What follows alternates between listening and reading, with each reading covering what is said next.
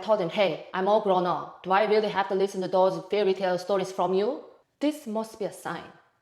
I'm heading to a new place, searching for a new life, and everything from my part is being stripped away. So I truly start fresh. He told us that the small ditch we had just jumped over was the border between China and Laos. So I was waiting continuously as usual for my chance to South Korea. Then one day, it seems like the plans were nearly ready, and my pastor told me to go to Beijing and wait at a certain place. Since there is an international airport in Beijing, I was supposed to catch a flight to South Korea as soon as everything was scheduled. But because there's a risk that both my friend and I get caught if we went together, so we decided to go separately and I was to leave first. So I went to Beijing and stayed at a guest house for a few days. And one morning, after waiting aimlessly for a few days, I woke up feeling restless and suddenly had the urge to turn the computer on. The computer was at the guest house. I had never felt like using computer so early in the morning. I never done that before, but that morning I really wanted to.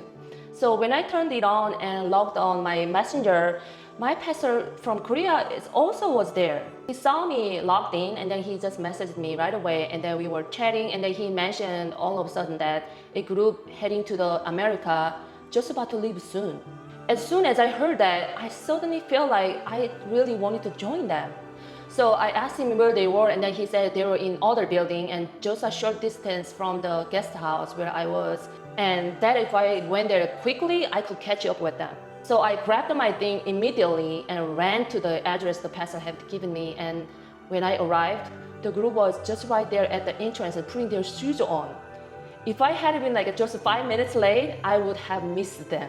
I barely managed to join the group and we headed straight to the train station.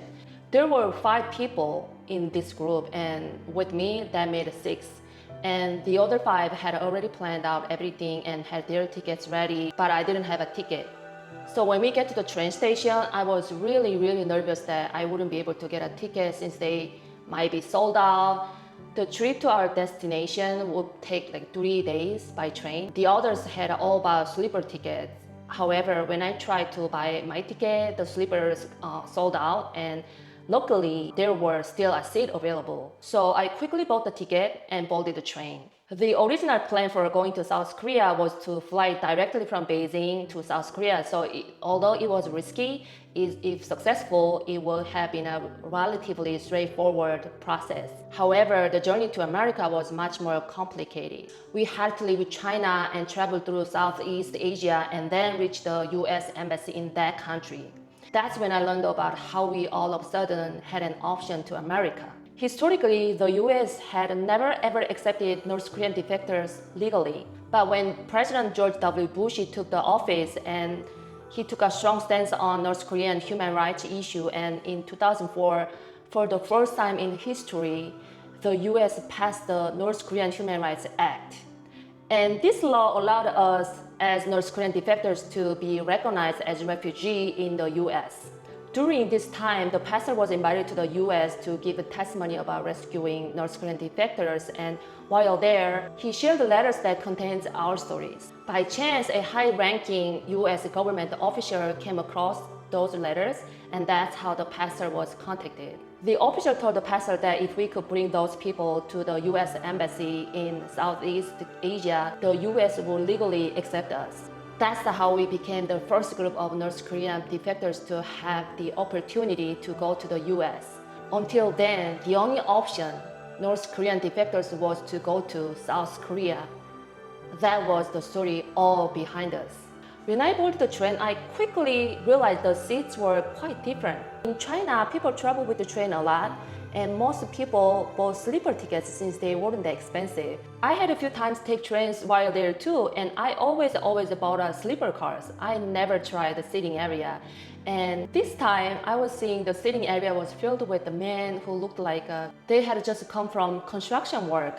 And it was clear that this section was mainly for people who couldn't afford better tickets. The place was so packed and the air was so thick and the smell was so bad. The floor was covered with dirty and smelly bags and the whole scene felt like complete chaos. The rest of the group had gone to the sleeper cars, and I was left alone in the sitting section, surrounded by all these construction workers. And I just closed my eyes and oh my God, I just tried to, just endure it. After several hours, I suddenly heard that someone calling my name from the distance. And then when I looked up, it was a familiar face from our group, and a young guy came over to me and said he would take my seat so I could go to his bed in the sleeper car. I was so surprised and then kept telling him I was okay. Oh, it's okay. But he insisted and just gently pushing me toward the sleeping car. He told me that he came to check on me if I was okay several times without my notice. And he couldn't stand the thought of me just sitting alone in that situation, and that might wasn't even safe for me. I was so touched by this guy. We literally just met. We don't know each other that much. And his kindness moved me deeply. Thanks to him, I was able to switch the sleeper car and travel more comfortably from there. Later, I found out that this young guy, I will call him John, and really had a tough life in North Korea. He was poor, that he couldn't even eat properly and had to live as beggar on the streets. Eventually, he and his friend, who were also living as beggar, managed to escape to China. While wandering in China, they met a Korean church pastor who took them in and kept them safe. The pastor taught them the Bible, and over time, the kids began to believe in God. And they lived a life of faith for about 5 years. That's why this young man, despite his age, was so mature and thoughtful with a different attitude compared to others. So John sat in my chair, but eventually, a few hours later, he came back to sleeper car because he couldn't bear there too. And we all shared the space and continued the journey together. And here's the interesting thing. During breaks, he kept telling me about strange stories. He started talking about how a long time ago, there was a man named Adam and a woman named Eve, and they ate an apple, which led to them being punished by God, and so on. I was like, ew. I felt so sorry for him, and I thought to myself that, oh no, you've been brainwashed by strange people, and now you're saying things that don't even make sense.